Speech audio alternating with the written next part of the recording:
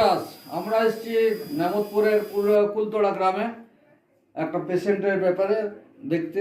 আসুন সে দেখা যাক সেই পেশেন্টের। এই যে উনার 1 বছর আগে ব্রেন স্ট্রোক হয়েছিল, তো ব্রেন স্ট্রোক হওয়ার পর অপারেশন হয়েছে এবং ডান সাইডটা পড়ে গেছে। দেখুন, দেখতে পাচ্ছেন আপনি। বাঁ সাইডটা উঠান, হাতটা উঠান একটু। ডান দিকটা উঠাতে পারছেন না, ঠিক আছে। অনেক ডাক্তার দেখানো হয়েছে, ডাক্তারের ওষুধে 1 বছরের ট্রিটমেন্ট আছে। ওনারা বলছেন আয়ুর্বেদিকে অনেক দেখিয়েছেন, কিন্তু কিছু কাজ হয়নি। আসুন আমরা ওনার ছেলের কাছ থেকে জেনে নিই।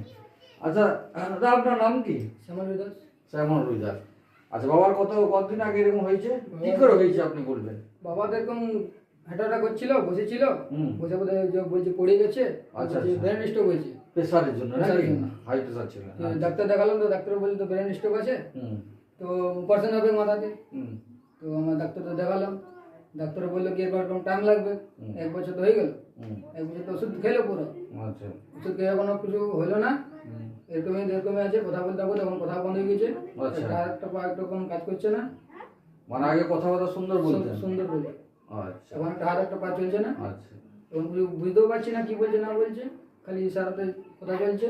আচ্ছা। অনেক ট্রিটমেন্ট করেছেন? ট্রিটমেন্ট চলছে। এবং আয়ুর্বেদে কিছু কিছু করেছেন বললেন? এই যে একদম ট্রিটমেন্ট খুবই হয়েছে।